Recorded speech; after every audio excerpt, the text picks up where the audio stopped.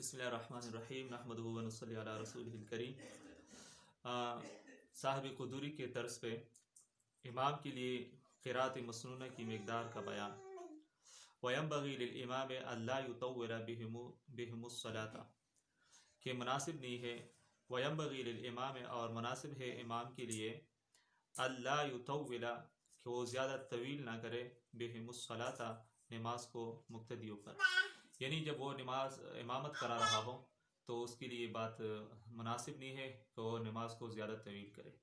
البتہ اگر وہ انفرادی نماز پڑھتا ہے، اکیلا پڑھتا ہے، تو لمبی لمبی رکعات ہو، سجدے ہو، تو اس پہ اللہ تعالیٰ زیادہ خوش ہوتا ہے۔